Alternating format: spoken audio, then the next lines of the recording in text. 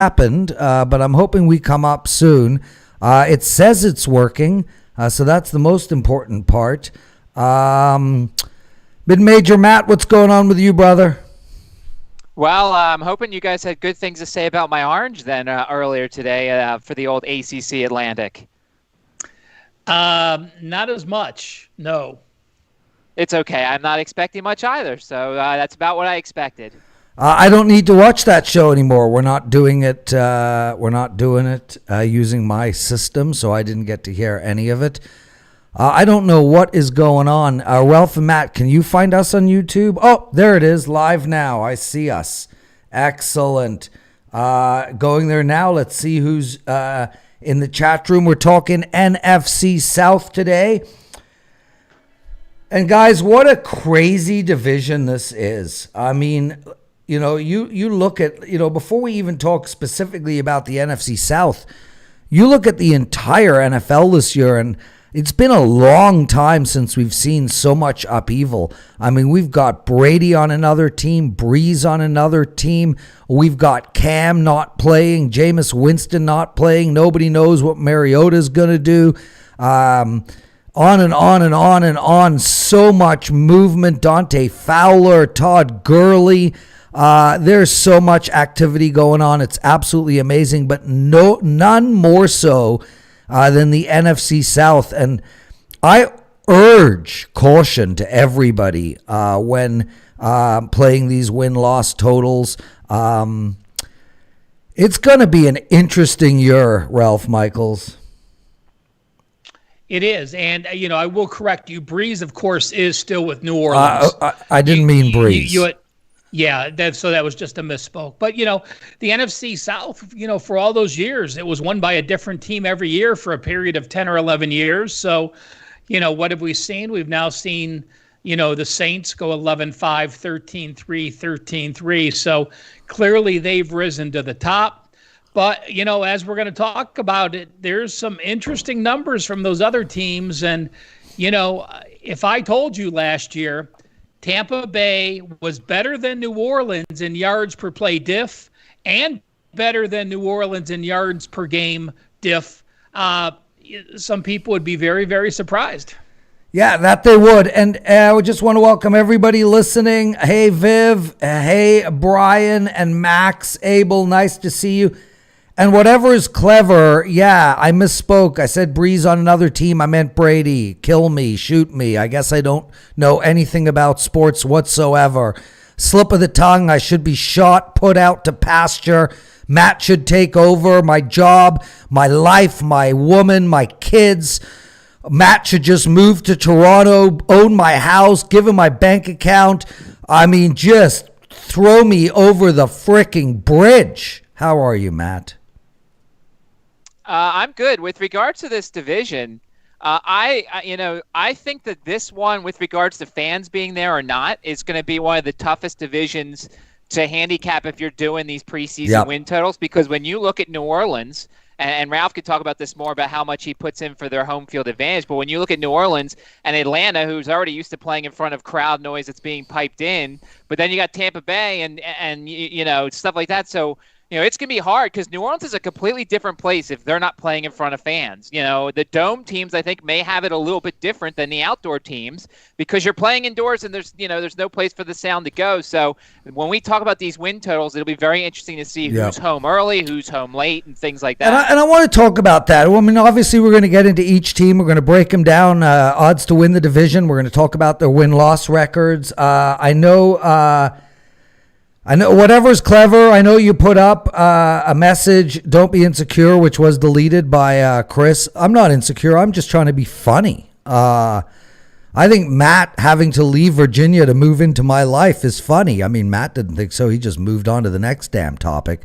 But insecure and me don't get along. See? Bicep pump. That's a man of arrogance, not insecurity. Although one could argue they're equal or the backside of the same coin. Boys, let's just start right off the bat with this home field advantage. I mean, in the NFL, it's so important. I was thinking last night, this has to favor the defensive side of the field. They're going to just hear the count so clearly. And then I started thinking maybe it'll help the offense because they can hear clearly and they can try to, trick them and this, that, and the other. And then I realized I couldn't figure out which side it would help. Ralph, I'll go to you first. I mean, defensively, offensively, home team, away team, this is a variable that we just don't know. Yeah, Prez, and I think the important thing is this. If you don't know, don't guess. Nobody knows. There's no expert we can go to see what's going to happen. So don't get a preconceived notion in your mind that it's going to help the over, it's going to help the under, it's going to help the offense, it's going to help the defense. Don't know. Everyone week one, whatever the situation is going to be, I'm sure there's going to be some fans, be it a quarter of the fans. There's going to be 15,000 people there, maybe every other seat. But again, don't get a notion that you think you're going to be able to beat the experts handicapping something that no one knows what's going to happen. We're all going to learn week one what's going to happen. And then I'm going to just go one step back to what happened week. That's the automatic for week 2 and 3. So we're all in the same boat. Vegas has no edge making the line. So just make those bets where you think you have most of the scenarios that you want are solid, and there's fewer things that you can't control in the mix. Yeah, it's going to be really interesting. Matt, do you want to add to that at all? Well, I think the veteran teams it'll be better for. I also think with the whole uncertainty and how this offseason is, the coaching staffs that have been together, the longest, I think, will have the advantage. That's why when we talked about the NFC East, that's why I like the Eagles a little bit, because they have the continuity at the coaching staff, although they did change some stuff in the offensive side of the ball. So I think veteran teams and continuity are going to be very important, especially early on in the season when we don't know what's going on. I think that's a perfect way to segue straight into the New Orleans Saints, because there's very few teams with the continuity and veteran leadership that this team has. There really has not been a ton of changes. They did add Emmanuel Sanders, which I think is a huge add. And there are just weapons everywhere. I mean, this whole division, it's just ridiculous. Just to summarize 3 of the 4 teams, I mean, New Orleans, they're going to be rolling out Thomas, Kamara, Sanders, Breeze, Cook. Tampa Bay is going to be rolling out Evans, Gronk, Brait, Goodwin, Brady. Falcons are rolling out Ryan, Gurley, Julio, Ridley, Hooper. I mean, the offense is stacked for these 3 teams. New Orleans, minus 110 to win the division, a bet I cannot make.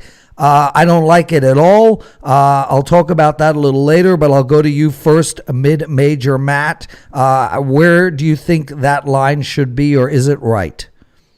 Well, I do think it's somewhat interesting because you would figure a lot of the money would come in on Tampa Bay, considering they got Tom Brady and how public he is. I think it says a lot about the Saints that they have basically been instilled the favor, because you would think, and I'm sure there's been a lot of money coming in on Tampa Bay still at a good price, but you see Peyton, you see Breeze, and what could be Breeze's last season with New Orleans. They made some high-profile additions. Look, even on the defensive side with New Orleans, bringing in the Jenkinses with Janoris and Malcolm, they've got a really good home field advantage. They've got the playoff experience. They've got the other stuff involved. So to me, I feel like the Saints should be the favorite in this division. It's a bit surprising that Tampa Bay isn't, because of their public nature. Anybody watching our show on Facebook and Twitch or Periscope, thank you so much for joining us. We are having issues with that chat room. We will get that all fixed. But I do see the Facebook chats. Jason, I just got yours. And yes, I made a mess up on Hooper. I meant Hurst. I'm not having a good day, but that's okay. All I want to do is get to a swimming pool. Not one with 700 people in it, just one with a couple of people in it. But man, it's like... In American speak, it's about 90 degrees outside, and I'm going bananas, man. So, Matt, bottom line, minus 110, pass for me. You? I am not taking it at minus 110. I actually think a team we talk about a little bit later, there's some value with, even though, look, it's going to be the Saints or the Bucks most likely, but I think there's some value with somebody else that we're going to talk about. Ralph, what do you think about New Orleans at minus 110? There's a lot of money. It's been a little bit, from a win-loss perspective, there was money coming in, then not coming in. It was at 10.5, then 10, now 10 minus 140. So the money's all over the map, but minus 110 to win this division does not work for me. It doesn't, but if you said to me, do you want to bet which side of it? I would bet they win the division. I disagree a little bit, Matt, that Tampa Bay's got a shitload of money. You're talking about a team, the Bucs, who, last year was 6 games behind New Orleans, and now their win total's 9.5. You're talking about a Tampa Bay team that hasn't made the playoffs in 13 years, and now they're minus 200 to make the playoffs and plus 175 to not. So Tampa Bay has gotten their money. But you look at the Saints, and, did they improve over last year? I think they did. Jameis Winston as a backup. Well, great. You still have Taysom Hill.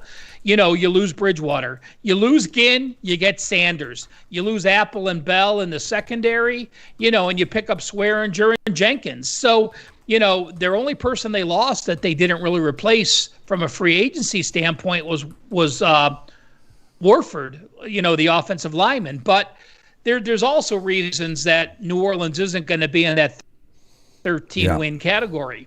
They played in a division that Atlanta and Tampa Bay were all down. Well, we know Tampa Bay's improved. We're talking about a New Orleans Saints team that was plus 15 turnovers. Folks, that is an automatic drop down. We're talking about a New Orleans Saints team that was plus 5 in net close wins. You go through an NFL season and you win 5 close games and lose none of them in the net category, that is a huge drop down. You're not going to win those again. The thing about the Saints is I think so many people, you look at their schedule, they open up Tampa Bay home, Green Bay home, Chargers home, and then road games against Vegas and Detroit. Not in order, but just the home and away. They're going to be a 4.5 to 5 point favorite in all of those games. Then they get a bye. Then they're going to be an 11 point favorite in Carolina. I have the Saints favored in every game this year, but those close games, those pick'em games where they're between the threes, they all come November or later at Tampa, San Francisco, at Philly, and Kansas City. So New Orleans is going to pop out 5-0. They're going to be the Super Bowl favorite early because they're going to have a dominating start to the season. They're going to beat Carolina after the bye, but then you have to be careful. So if you want to bet on the Saints, I'd bet on them now because those odds aren't going to go down until November. If you want to fade the Saints, let them get off to that 6-0 start, blowing everyone out. And when the calendar turns to November and all of a sudden they play at Chicago, at Tampa Bay, home San Francisco, home Atlanta, that's a 4-game stretch that if they have any injuries building up, you can look to see the fate against we'll see if they're an inflated team public-wise. It's a great point, Ralph, and a point I wanted to mention as well. I think, looking at New Orleans' schedule, 5-1 in their first 6 seems very reasonable, if not a straight 6-0 start to the season. But it gets real tough after that, just like you pointed out. So if you do like the New Orleans Saints to win the division, you need to bet them right now. Boys, let's talk all 3 of the other teams at once as far as division odds. Tampa Bay plus 135. Falcons, I'm using lines from Bet365. They are different all over the place, but within the same area. The Falcons at plus 800 and Carolina at plus 1,800. Matt, I'll go to you first. Any value in any of those 3 bets? See, so I've never been a big Atlanta fan. I just think they're a team that in the past has lived off of their home field advantage. I think that they have the solid offense, although they don't really make a lot of alterations. Feels like every year it's Matt Ryan, it's Julio Jones, it's Calvin Ridley. I mean, they've made some little tweaks here and there. But every couple of years it feels like Atlanta figures things out. They rally around Dan Quinn, who, at points last year, and it feels like almost 2 years ago maybe, they were trying to fire him, and then all of a sudden they start winning a bunch of games. I don't know how Atlanta wins this division, but I feel like there is a chance. They catch lightning in the bottle, and Matt Ryan has one of his best seasons. Julio breaks out. The problem with Atlanta is I'm not a big fan of their defense. I mean, if you look at a lot of the guys on their defense, there's some talent there, but their secondary is not great, and you can't get away with that in this division. But to me, I think the Saints and Bucs are such favorites that if I'm looking for some value out of that group, it's probably the Falcons. I mean, maybe you take them to make the playoffs at plus 240 instead of the division odds because you're still getting the plus price. But I have a sneaky feeling that Atlanta could cause some trouble in this division. Yeah, and I'm with you there, Matt. And I love the take on, every now and again they rally behind Quinn and the team is lights out. But, you look at these teams and, I would argue that the best offense in the league best offense in this division sits in Atlanta, at least maybe on paper. I know Michael Thomas is an absolute beast, and so is Mike Evans, but Julio Jones is still Julio Jones. Calvin Ridley is an animal. They got, I think if Gurley has an outstanding year. And when you talk about their defense, Dante Fowler is just going to be a major add for that team. If him and Gurley have a big year, there is absolutely no reason they can't win this division, even against the Bucs and the Saints. And you got to take into account Father Time. We saw what happened to Brady last year. His arm just went dead. There's no reason that can't continue, and Drew Brees can be in the same situation where, September he's great, and November he's done and needs to retire. I think Atlanta at plus 800 is the right and only bet that I could make to win the division. Ralph? I don't necessarily disagree with that, and I will say this. We talk about Father Time with Brady. We talk about Father Time with Brees. Let's also remember last year, Brees was out for how many games that Bridgewater did a great job. So Brees didn't play a whole season. So, will he be tired at the end of the year? Are you going to turn the turnover machine Winston if he gets banged up? Or, will you go to, who you're established with the backup? So, again, Brees not having played that whole year does concern me. I like Tampa Bay, and I talked about this last week. The Detroit Lions and the Tampa Bay Buccaneers are the two teams, to me, that were so tough to power rate. Because you look at Tampa Bay, and, you look at what the Bucs did. Again, number 5 in the NFL in yards per play diff. That's number 5 in the entire NFL. Number 6 in the NFL in yards per game diff. Well, they were minus 13 turnovers. Jameis turned the ball over. And their defense, which got bashed, which looks like they got bashed, they were number 29 out of the 32 teams, allowing 28 points per game. How many pick sixes, Prez? I think we celebrated one of those with an overtime push, right? With Jameis throwing a pick six for the opposite team. I remember that. You look at Tampa Bay's defense. Did you know that they allowed 5.1 yards per play? That was number 7 in the NFL. But again, I understand the hype. I understand the turnover difference from Jameis Winston to Brady. I tweeted it earlier today. And in the 5 years Jameis Winston has been there, I'm going to Twitter right now to pick it up, guys. Sorry. In the 5 years Jameis Winston has been there, Tampa Bay is minus 37 turnovers. In the last 5 years in New England, the Patriots are plus 56 turnovers. That's 93 turnover difference in 5 years. And they say a turnover is worth about 4 points. So that's 372 points in 5 years. 70-some points a year that Jameis cost Tampa Bay and Brady got New England. So, if Brady can do what he does, I agree. But I am simply not going to bet Tampa Bay for one reason. It's been 13 years since they made the playoffs. It takes time for a team to learn how to win, to play together, to play playoff caliber football. And I'm just not sure you can flick the switch and say, hey, Gronk and Brady are here, and all of a sudden we're going to start winning close games. We're going to know what to do. We're not going to make mistakes. We're not going to blow leads. We're going to come from behind. And that's enough to keep me off Tampa Bay, although I'm excited about it. And the Falcons, let's remember, down the stretch last year, 6-2. Their only losses were to the Bucs and to the Saints. What did they do? They beat the Saints. They went on the road. They beat the Panthers, beat the Panthers again, beat the 49ers, beat the Jags, beat the Bucs. So that 1-7 start by Atlanta, or you could look at the Falcons and say, hey, they went 6-2 down the stretch and, played decent football. He's Ralph Michaels, wagertalk.com, mid-major Matt. You can find him at Sports Memo, and I'm the Prez, Lawrence Presman. You're watching the NFL Preview Show. I want to welcome in more listeners. Solo the Pro, nice to see you, my friend Brian Watson. Hope you're well. And No Ma'am points out, and I quote, Julio Jones is Julio Jones. Yep, that's the kind of insight I'm looking for when I'm wagering my money. Okay, so we're 23 minutes into the show. And he was lucky enough to pluck one line out and decided that we don't know what we're talking about. Bye. Okay, let's get into the win-loss records for these teams, my friends. Anybody got questions? Please put them up. I'll ask them to Ralph and Matt. Boys, New Orleans, 10 wins, minus 140 now.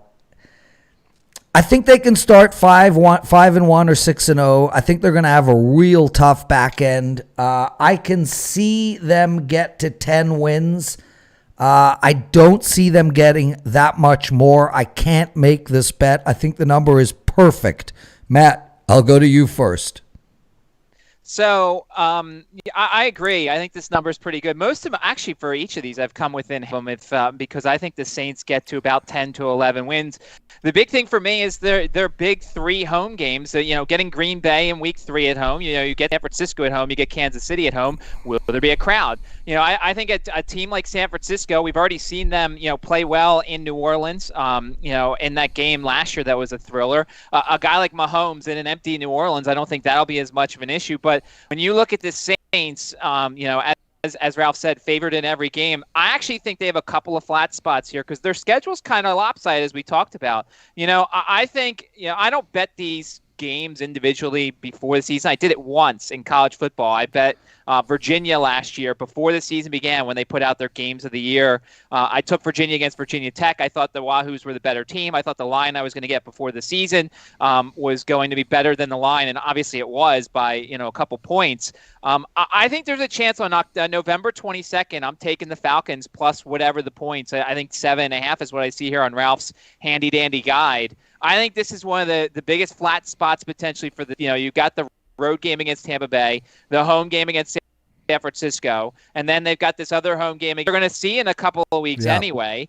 You also look at the Saints, they've got that 3-game road trip and always that third game in Philadelphia. I know, the Saints and the Eagles have had a lot of close games, but that third game in a 3-game road trip with Kansas City at home coming up next, that's always a potential flat spot here. I think that number's about right there, Prez. I think this is a team they've got 4 home games early, 3 road games, and then a bye week in that first 8 weeks. And just for people who haven't seen the other videos, it's the arbitrary 8 weeks them saying there may not be fans in the NFL. Hopefully by week 9, maybe we have fans. So the Saints have 4 home, 3 away, and a 1 bye week. And by the way, a lot of those division games are later for the Saints, so that might be a good thing if fans start trickling into the stands. Just all things to consider when looking at New Orleans.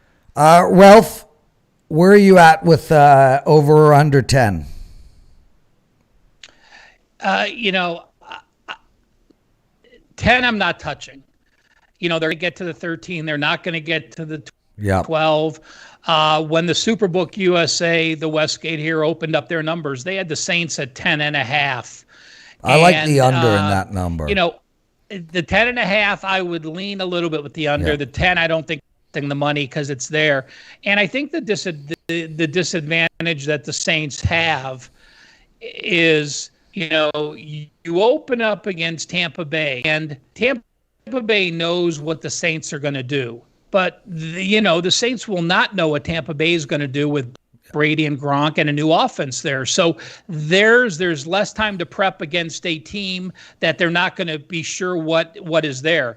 The other time they play Tampa Bay is in the second of a back-to-back road trip at Chicago and at Tampa Bay. Very difficult playing Chicago in the road in November and then playing that second straight road game against a division foe. Then I'll point out, as Matt did, I'll reiterate, the two times they play Atlanta, very difficult spots. They're between San Francisco at home and a Denver road trip. And then it's the second of three games between Denver and Philadelphia road trip. So those four division games that, most people would count as a win for New Orleans come in bad spots that I could see them going 2-2. And then all of a sudden that opens up the gamut with them. So, I look at them, and it's a number that at 10.5 I would lean with the under. At 10, I think it's a no play. We are all on the same page about that. Ralph Michaels from WagerTalk.com, Mid-Major Matt from Sports Memo, and Spencer Town. Welcome to the show. Same with you. Beat the house. A great comment, Spencer Town. I agree with you on that. Yeah, so I'm with you guys. I mean, I lean on under 10.5 for the Saints. I think they really have questions about their front seven on D, and I don't know about Breeze. I mean, Father Time just does take its toll, and it happens really quickly. So if you can get a 10.5, I like under the total for the Saints, which leads me right into Tampa Bay. If one team is going to go under, other teams are going to go over. Tampa Bay is sitting at 9.5. I can get to 11 wins with Tampa Bay. I'm not saying that they're going to have 11 wins, but if I'm one short, that's 10. They have questions on their offensive line, and I think that's crucial, and questions at running back. They also struggle to stop the run. But they've got so many weapons, and Evans and Gronk are just perfect for a weaker arm Tom Brady. These guys are just clutch in the trenches. They are strong men who pull the ball down. Any disputed ball coming to either of those two is going to be caught by them. So I see Tampa's offense being exceptional this year, even though I think Brady is just going to continue to take a step backwards. Matt, I'll go to you first. I like over 9.5. I can get to 11, but that gives me a breathing room window of 1. So I'll disagree here. At 9.5, I definitely lean to the under here. And here's a couple of things to consider when it comes to the Bucs. They've got that bye week in week 13. And when you've got an older quarterback in Tom Brady, who, is going to, assuming with that, as you mentioned, the offensive line could take a little bit of a beating this year. A week 13 bye doesn't exactly help him. And you figure going to that bye week, afterwards they do have Minnesota at Atlanta, at Detroit, Atlanta. So they do close out, with a couple of easy games there. But getting there could be the issue. Will Brady be healthy by the bye week? And they've got Blaine Gabbert as their backup, and that doesn't exactly give me any warm feelings when it comes to this team.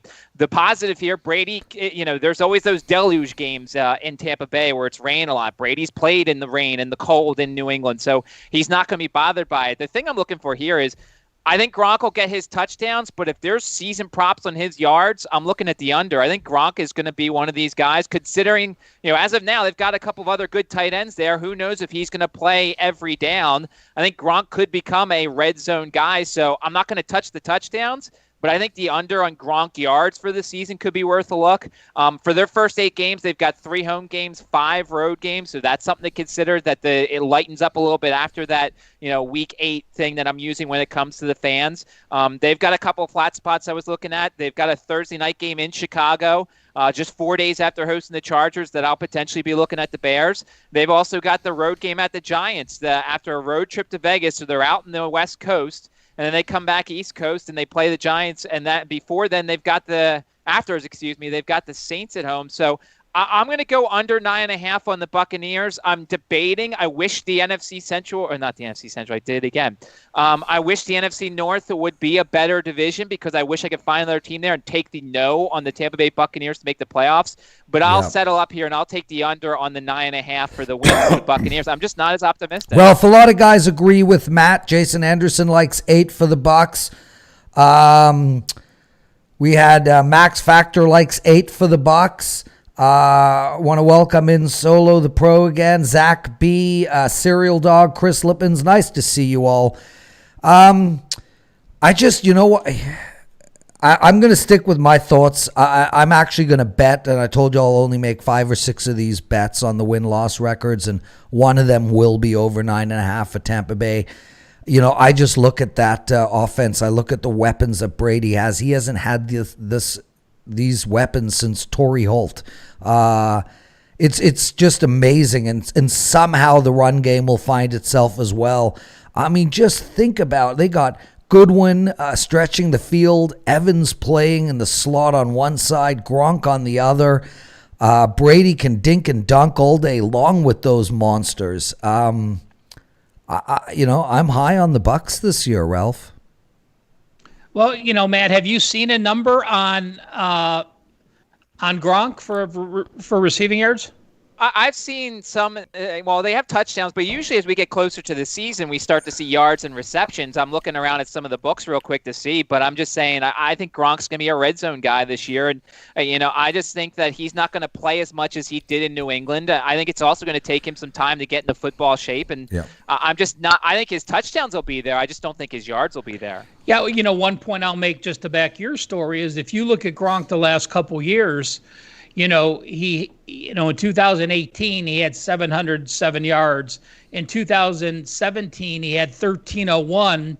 And the year before, he had 540. So let's remember, the one year that he got all his yards was the year Edelman wasn't there. So, you have to take that into consideration. So if you see Gronk in that 600 to 700 yard, I completely agree with that thought because he really is.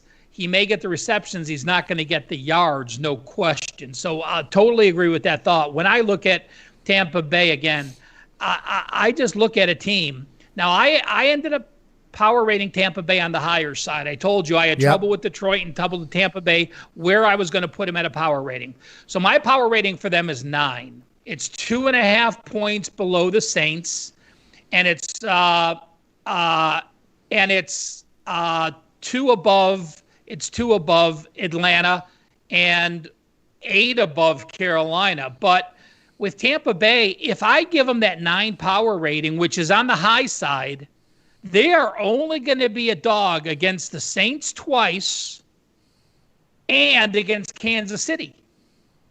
So you have 12 games that you're going to be favored. Now, I'm going to think that's closer to 10 games with a couple pickup toss-ems. But, that's a 1-point line against Atlanta. That's a 1.5-point line against Kansas City. That's a 1.5-point line against Chicago. 2 points on the road to Oakland, to Las Vegas. 2 points on the road at Denver. So it's going to come down to this. Brady's first 2, 4, 6 road games come in the first 9 weeks of the season. That's crazy. The last 7 weeks of the season, the only time they travel is at Atlanta, at Detroit. So while the week 13 bye is late for the year for a veteran, I think the schedule plays perfectly. All your travel by November 15th in the first 10 weeks of the season, you've traveled 8 times. Your team might then start getting tired, but then you have all those home games and all the byes. So I think it's a good buy for Brady actually being late in the season and then only 2 road games being in the last 6 or 7. So, Tampa Bay was a total different offense under Arians. I think Arians' team, if you look at Arians' teams going back to Arizona, they've led the league passing 7 out of 8 years. When Bruce Arians is the head coach, your quarterback's going to lead the league in passing yards. It just happens because he throws that much.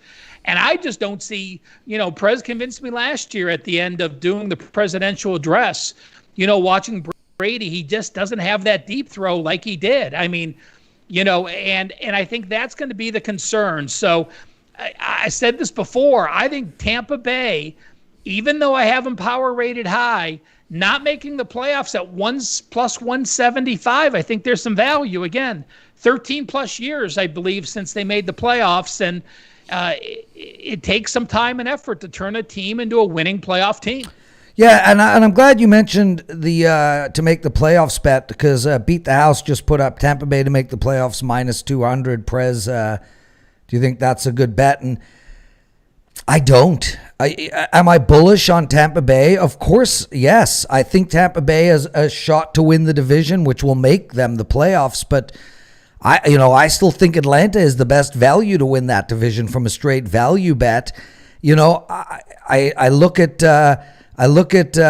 Seattle, San Fran. One of those two teams are going to get a wild card spot.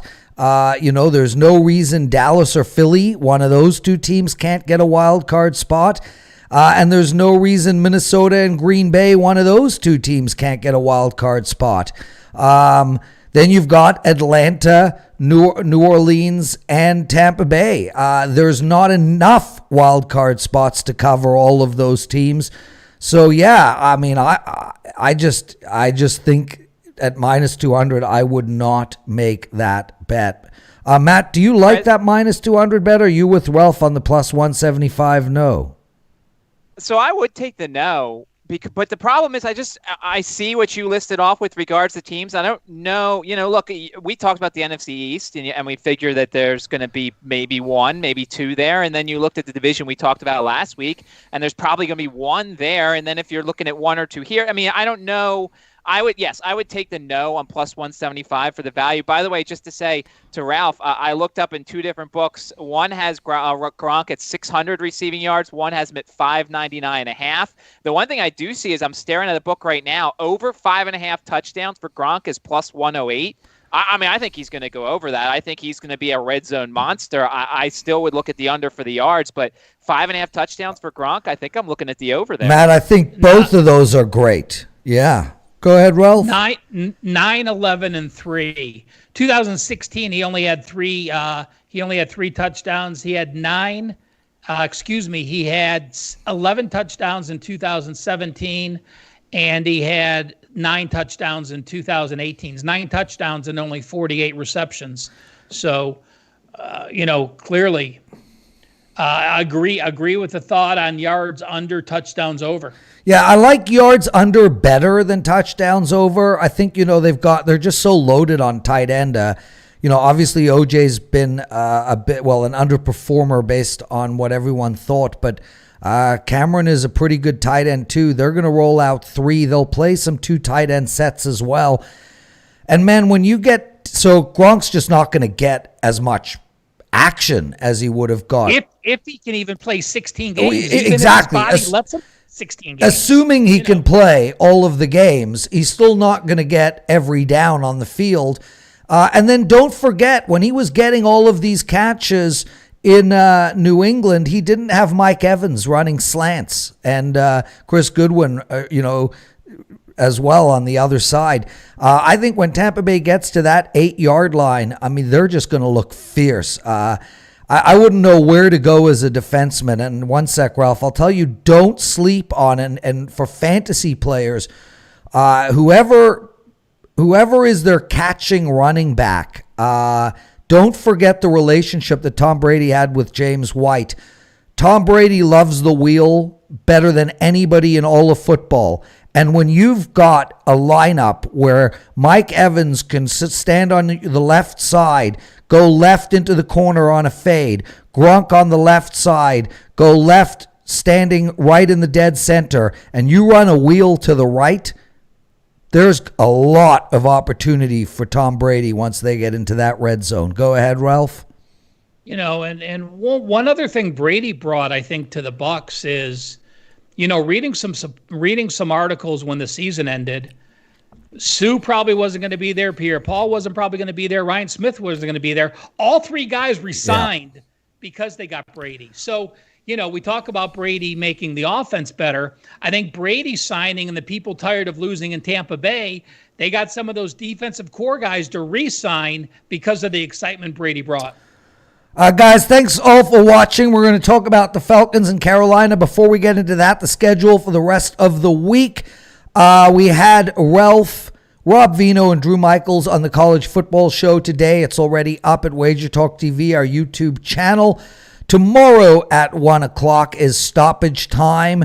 Carmine Pavlos and Nick Borman. I'll be hosting that show. At 2 o'clock, Steve Merrill is with Andy Lang and Rocky Atkinson for our NASCAR show. And I don't know if either of you guys have listened to that show. It's spectacular. They do such a wonderful job, and kudos to Steve Merrill.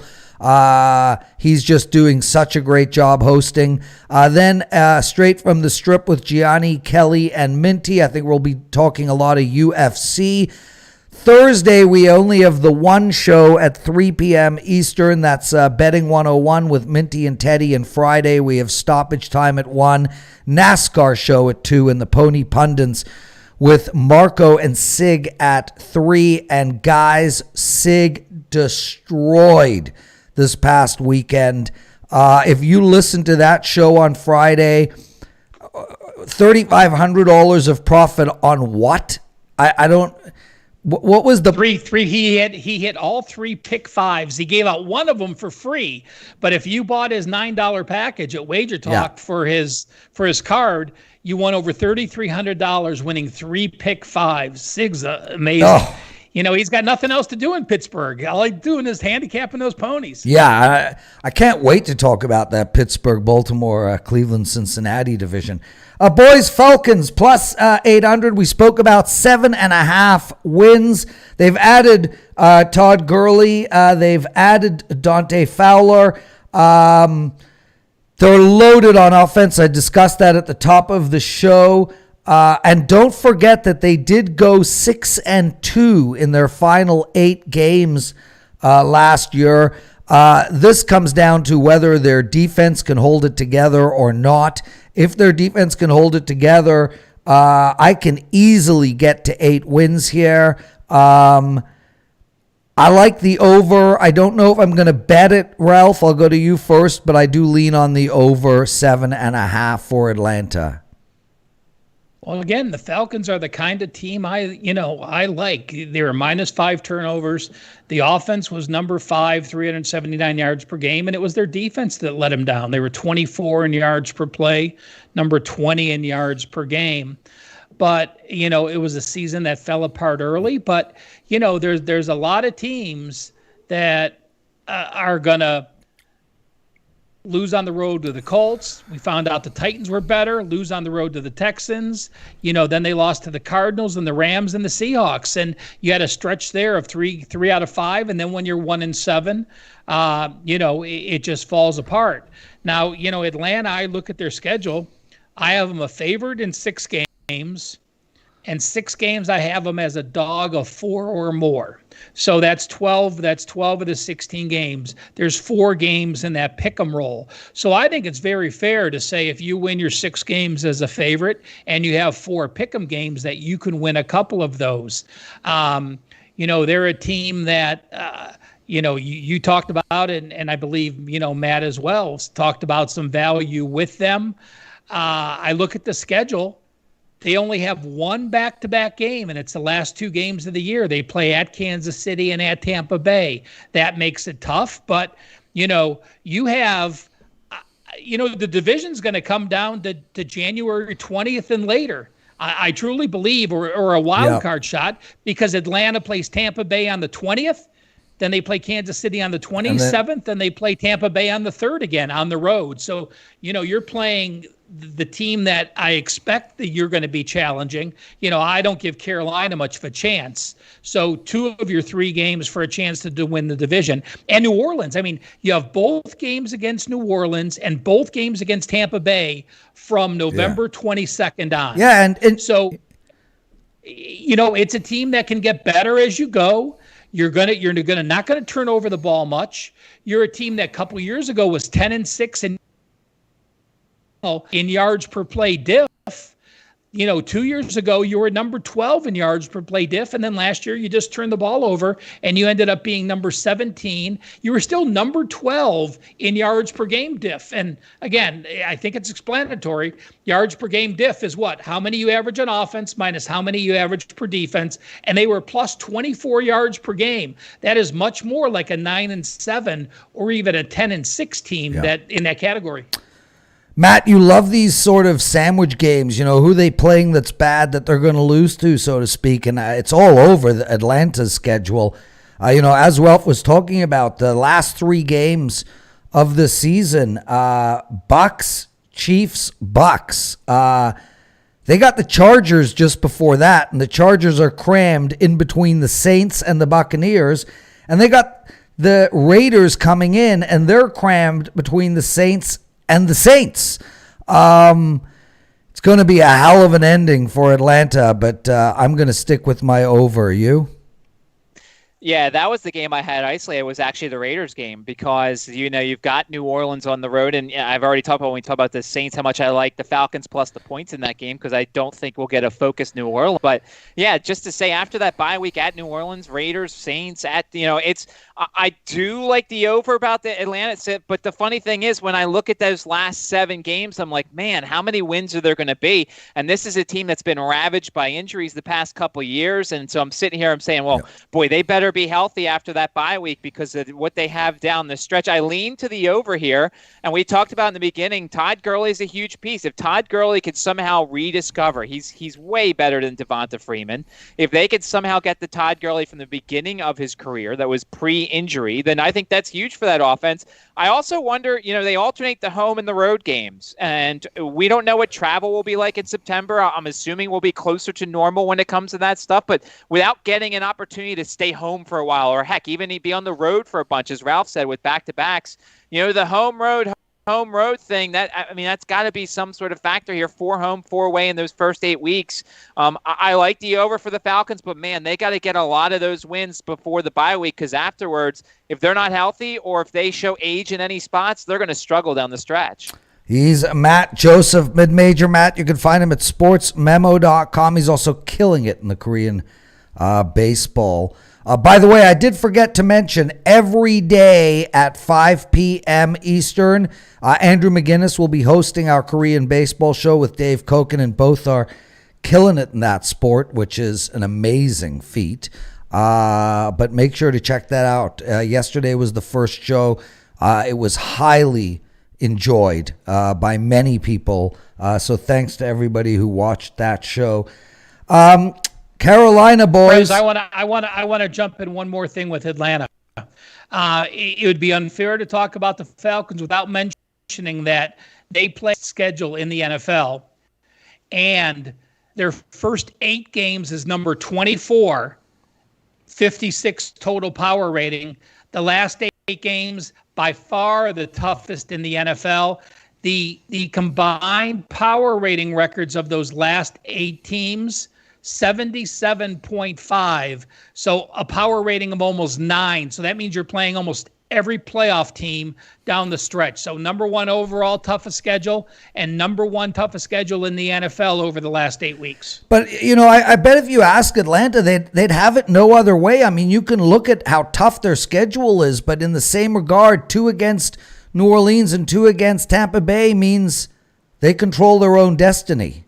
And I think teams would rather have that. Be 500 and control. Completely agree with that. You could be coming out of the bye, and if Atlanta starts playing well into that bye and all of a sudden has those conference games, you sweep those conference games and you're in the mix. Yeah, and I mean, if you're going to make it to the podium and win the Super Bowl, you're going to need to beat New Orleans and Tampa Bay anyway. So just get rid of them in the regular damn season. So from Atlanta's perspective, I'd be thrilled with the ending of the season. I would be saying, okay, boys, let's, be up 1 or 2 when we enter the bye week and then get rid of our competitors. Well, but here's the one thing, Prez. If we're all optimistic on Atlanta, but let's go from the other way. Let's say they have a rough start with that easier half. Dan Quinn's seat was already hot before. I assume they're not going to give up on him, but if they have that down the stretch and they're not playing well, it could get much worse for Atlanta. Yeah, no, and that's a great point. And they start the season off with 2 tough games right off the bat. They're hosting Seattle, and then they're on the road against the Falcons. And then they've got the Bears, but the Packers are waiting. So they could even start the season 1-3 and be in instant turmoil. They've got a tough schedule. I mean, they're lucky they got the Panthers up twice, and we're assuming that these teams beat the Panthers in both games. But they've got a tough start and a tough ending. Boys, let's get to Carolina, plus 1,800, 5.5 wins for them on the season. No Luke, no Cam. They might have the best player, though, in the entire division on their team, in Christian McCaffrey. And their defense has been good year in, year out, regardless of who's playing. New coach. I know, Matt, that's something that's important to you. I'm not getting to the window at all here, but I actually can see 6 wins, Matt. I also get, and if you look at this team's first 4 home games, they're all pretty much toss-ups on the line. I think they're going to win that first game week 1 against the Raiders. I'm not as high on the Raiders. I know we're not doing the West until a little bit later on, but I'm not as high on the Raiders. I think the Panthers can start 1-0. Now it gets brutal with the Bucs and the Chargers on the road next, but their first 4 home games, according to the lines I'm looking at in Ralph's handy-dandy sheet here, they're a half-point underdog against the Raiders. They're a half-point underdog against the Cardinals. They're a 1-point underdog against the Bears, and they're a 1.5 underdog to Atlanta. Let's say they win 3 of those toss-ups, even 2 of those toss-ups, and then you're telling me with some other opportunities against the Lions, they're a toss-up against the Broncos and the Redskins. I could see 6 wins. I love Matt Rule. I think Matt Rule's done some great things, at Temple, at Baylor. I think he'll do the right things. The question is this going to be a team that eventually gets better as we go along, as they learn more about their coach because of the weird offseason, because he's new to the whole thing, and having a new quarterback and a new number 1 receiver in Robbie Anderson or DJ Moore, whoever you think it is. I actually am a little bullish on Carolina. I think 6 wins is definitely a possibility here with this team. Yeah, and Ralph, I know you don't, Ralph, but I think Matt makes a great point. I mean, you look at their schedule, they can win against the Raiders. Let's say they lose against the Bucs, which is a fair assumption. There's no reason they can't beat the Chargers. We don't even know who this Chargers team is. They're going to be a 6-point dog. Second straight road trip out west. Nobody has ever won a game as a 6-point dog. Oh my God, that's a guarantee. Everyone, please bet the money line on the Chargers. It's 100% guaranteed. No, but you know what? I said they could win. Matt mentioned some games which is fine. But those are the only games. They're going to be a dog of 6 or more in 9 games. They're only a favorite in 1 game this year. Ralph, are they going to lose every game in division? Detroit. No. That's a number. When we talk about teams and you say, okay, those games between the 3s that are a toss-up, okay, I understand. You look at games that you could be a big favorite, games between the 3s that are a toss-up, and games that you're going to be a big dog. When there are only 6 games between the 3s and you're not a favorite in all but 1, you're only a favorite in 1.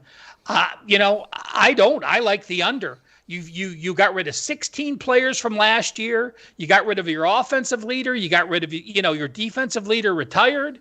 You lost other people that got scooped up. You lost your best players, on the O-line to the DEs. Both went to the Bills. I just don't see it. I think the division is so improved that I think there's value. If you're a favorite in only 1 game, you're a dog of 5 or more in 9 games, and you're a toss-up in 6 games, that means you have to win every toss-up game to get to the total. I like the under. Ralph, you think they're going to lose all 6 in division? I'll give them 1. When you host Atlanta, I have them as a 1.5-point dog when they host Atlanta. So that's the closest line. But, the problem is they play Atlanta between a road game at New Orleans and a road game at Kansas City. Now, I will say this. When you're a new coach and you're starting over and you're the worst team, there's times you may not worry about why a trip to Kansas City may be the A game that everyone talks about and may have circled. If you're the Panthers, you may actually say, I need to win this division game because we're going to lose next week. A lot of times when you look at smaller conferences in college football, those teams that have a big game say, well, this is a money game. We have to worry about that winnable game next week. I could see Carolina coming off that Saints game with a Chiefs game on deck saying, hey, guys, this is our winnable game. We have to circle it. So, again, there's just too many toss-ups with a new quarterback. Yes, Teddy Bridgewater did whatever he did for the Saints, but that was with an all-star lineup around you, with a defense that was playing very well. The Saints defense is finished number 11 in the league. The Panthers defense finished number 23 in the league. I think there's value in the under with the turnover, the coaching change, the schedule, and the improved division. He's Ralph Michaels, Mid-Major Matt. You're watching the NFL preview show. We're doing the NFC South. We're going to end the show in a few minutes.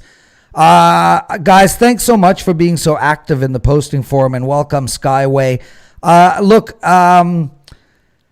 We're talking about a team, Carolina, whether they win 6 or 5 or 4 or 3. Obviously, we don't think they're a very good team, and clearly they're not going to go to the playoffs. I think they'll be tough to win any one of their division games, but I do agree, Ralph, they might come out of that division 1-5. I told you all at the beginning, and I think Matt said the same thing, neither of us are betting over 5.5 games for Carolina, but we can see a path to 6. So what people have to understand is when we say we can see a path to 6, that means we're not betting the under, but we don't like the over. We just can see a path to 6. Matt, would you like to comment on that? Well, I think as we go along also, you're going to see, especially when we talk about the AFC West potentially, because that's the AFC division that, the NFC South gets, there might be a flat spot or two for them, and Carolina might be that flat spot.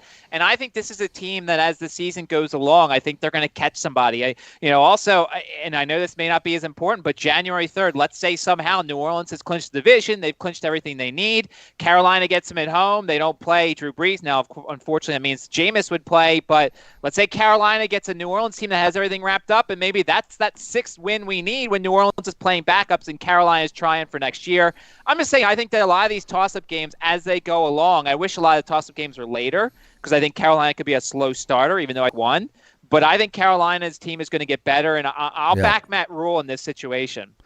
Ralph, I want to end with Herman Ernst came into the posting forum. We just deleted his message, but he did say, "Oh my God, Mr. Unsympathetic and Mr. Arrogance on the air. I'm out of here." Ralph, I want to humbly apologize to you.